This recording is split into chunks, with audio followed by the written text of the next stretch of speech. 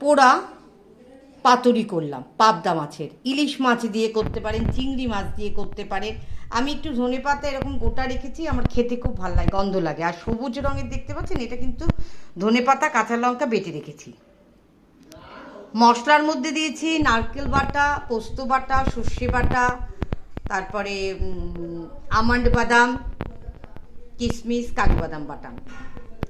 এবার এই যে মশলাগুলো বললাম, এই মশলাগুলোর মধ্যে যদি মনে হয় একটা মশলা আপনার ঘরে নেই, দুটো নেই, দেবেন না।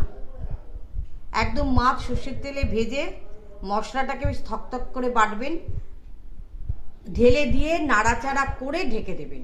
বেশ আঁকড়ে ধরবে মশলাটা কিন্তু, তাহলেই কিন্তু খেতে ভালো লাগবে। আর নামানোর পর ধনেপাতা বাটা কাঁচা লঙ্কা দিয়ে করে রেখেছি, ছড়িয়ে দিয়েছি। খেতে কিন্তু ভীষণ সুন্দর হয়। শীতকালে তো অপূর্ব লাগে, গরমকালেও ভালো লাগে, খারাপ লাগে না। এরকমভাবে চিংড়ি মাছ করতে পারেন, বাটা মাছ করতে পারেন, এইভাবে ইলিশ মাছ করতে পারেন, খেতে কিন্তু ভীষণ সুন্দর হয়। তবে রুই কাতলা খারাপ হয় না। আমি কাতলা মাছের করেছিলাম, কোনোদিন রুই মাছের করিনি। কাতলা মাছের পেটি দিয়ে করেছিলাম, করে দেখতে পারেন একবার।